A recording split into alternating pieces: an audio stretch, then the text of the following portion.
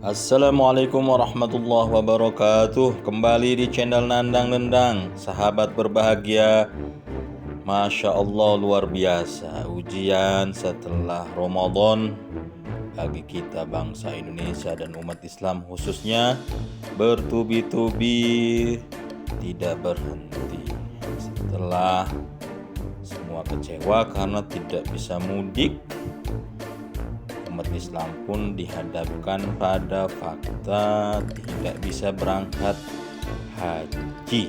Menetapkan pembatalan keberangkatan jemaah haji pada penyelenggaraan ibadah haji tahun 1442 Hijriah atau 2021 Masehi bagi warga negara Indonesia yang menggunakan kuota haji Indonesia dan kuota haji lainnya.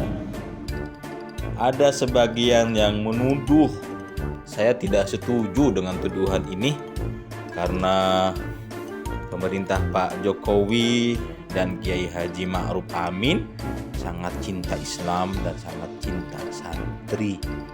Tidak mungkin kalau tulisan ini betul. No! Misal umat Islam sekarang sudah betul-betul dipojokkan.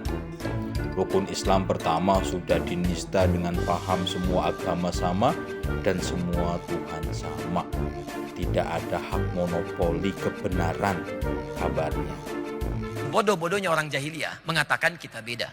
Sepintar-pintar orang sekarang masih mengatakan semua agama sama. Kata Nabi, kalau kedengaran orang jahiliyah ikutan kaget mereka.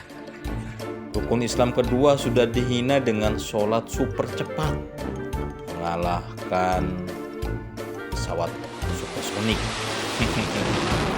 Dan lantunan bacaan pakai langgam Jawa. Kemudian rukun Islam ketiga berpuasa sudah dipaksa agar yang berpuasa menghormati yang tidak puasa. Bahkan tidak ada hukuman bagi yang tidak menghormati umat Islam yang berpuasa. Ini katanya. Kemudian rukun Islam keempat sudah mulai diperkosa dengan upaya menjadikan zakat, infak, sedekah, wakaf untuk membayar beban negara yang salah urus alias mismanagement. Kemudian yang terakhir rukun Islam kelima, ibadah haji dananya disalahguna untuk kepentingan membangun infrastruktur yang tidak ada hubungannya dengan ibadah haji. Belum lagi kita rame kemarin Islam dituduh sebagai biang teroris. Umat Islam ditersangka sebagai intoleran. Menarik tulisan Imam Syamsi Ali dari New York. Beliau menulis satu hal lagi yang bagi saya cukup mengejutkan dari negeri kita tercinta, yaitu pembatalan keberangkatan jamaah haji secara totalitas oleh pemerintah Indonesia. Dan sebagai rakyat berhak dong bertanya. Kemudian juga Pak Jokowi juga menunggu dikritik, bahkan menunggu di demo. Saya pikir sah-sah saja kalau di era keterbukaan informasi yang berkarakter cepat ini, informasi itu bisa lalu lalang mengalahkan kereta cepat Bandung-Jakarta, Jakarta-Bandung yang belum jadi-jadi. Ada yang menafsirkan bahwa pembatalan itu karena memang Saudi Arabia tidak menerima warga Indonesia yang memakai vaksin Sinovac made in China. Konon Saudi hingga saat ini hanya menerima pendatang yang telah divaksin Pfizer atau Moderna. Ada lagi yang menafsirkan berdasarkan rumor yang berkembang selama ini bahwa dana haji yang tersimpan di bank-bank akan dipakai sementara untuk pembangunan infrastruktur, sehingga uang muka alias DP pembayaran ONH untuk hotel misalnya belum ditunaikan oleh pemerintah Indonesia. Ampun. You serious? Itu sudah digunakan untuk sukuk.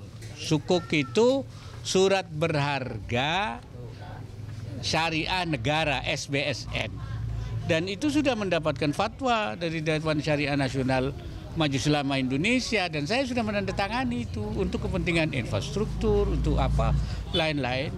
Nah, justru dana haji itu harus digunakan pada proyek-proyek yang aman, yang misalnya itu penggunanya itu pemerintah, seperti misalnya jalan, lapangan terbang, kemudian juga pelabuhan atau apa.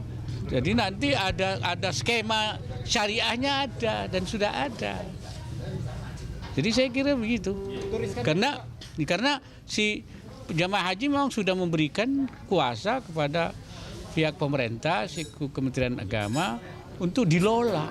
Pertanyaan memang menukik di sekitar siapa sih sesungguhnya yang dibalik pembatalan ini? Apakah memang Saudi Arabia sendiri yang tidak menerima jamaah haji Indonesia karena alasan tertentu? Sehingga pemerintah Indonesia harus membatalkan pemberangkatan jamaah haji? Atau karena memang Indonesia sendiri yang secara sepihak membatalkan pemberangkatan jamaah haji di tahun ini? Dan berita ini simpang siur sampai Kedutaan Besar Saudi Arabia mengeluarkan rilis surat dengan bahasa Arab dan surat bahasa Indonesia ditujukan kepada Dr. Honoris Causa Puan Maharani, Ketua DPR RI yang terhormat. Ya, sahabat yang berbahagia, ya ada yang mengatakan karena COVID lah. Ada juga argumentasi yang disampaikan oleh Depag. Dalam hal ini Bapak Menteri Agama, saya melihatnya sangat lemah. Bahkan maaf kalau terasa diada-ada dan dipaksakan. Ini bukan kata Nandang loh, ini kata Bapak Syamsi Ali. Pertama, alasannya masalah menjaga atau melindungi jamaah selama di Saudi dari COVID itu menjadi tanggung jawab pertama dan utama pihak Saudi. Kalau sekiranya memang akan menimbulkan ancaman terhadap kesehatan atau keselamatan jamaah, pastinya Saudi belum akan membuka kesempatan berhaji ini untuk siapa saja. Kenyataannya, sahabat, Saudi membuka kesempatan itu walau dengan pembatasan. Kedua, kalau Indonesia memutuskan pembatalan saat ini karena alasan keselamatan jamaah haji di Saudi selama haji, kenapa negara-negara lain tidak ada yang melakukan? Bahkan saya dengar di saat COVID di Malaysia masih tinggi, saat ini justru negeri jiran itu mendapat tambahan 10.000 kuota dari pemerintah Saudi Arabia. Ketiga, kalau alasannya karena pemerintah Indonesia belum diajak membicarakan atau menandatangani kontrak pelaksanaan haji hingga kini, sehingga merasa waktu persiapan semakin mendesak, juga bukan alasan yang kuat. Emangnya negara-negara lain semua sudah diajak bicara dengan Saudi, dan kalau sudah kenapa pemerintah Indonesia saja yang belum diajak? Kemana aja dong Pak Menteri? Apakah karena Bapak Menteri sibuk dengan radikal? Pasti akan melawan kelompok-kelompok radikal. Anak-anak muda ini menjadi mudah dimasuki oleh ideologi-ideologi radikal. Nggak usah kalau bos. Ini namanya delusional, ini ngomongnya enggak. Selain itu, kalaupun belum diajak bicara atau menandatangani kontrak pengelolaan haji dengan pihak Saudi, persiapan seharusnya tetap dilakukan. Toh memang itu tugas pemerintah, kan? Sehingga tidak harus menunggu hingga ada pembicaraan dengan pihak Saudi. Kalau benar bahwa hanya Indonesia yang belum diajak bicara atau menandatangani kontrak pemberangkatan haji ini, jangan-jangan memang ada kewajiban administrasi yang belum diselesaikan oleh pihak Indonesia. Ya, administrasi itu namanya pembayaran fulus. Kullu syai'in bi fulusin mulusun wa biduni fulusin mampusun. Segala sesuatu itu harus dengan fulus maka akan mulus. Tanpa fulus mampus.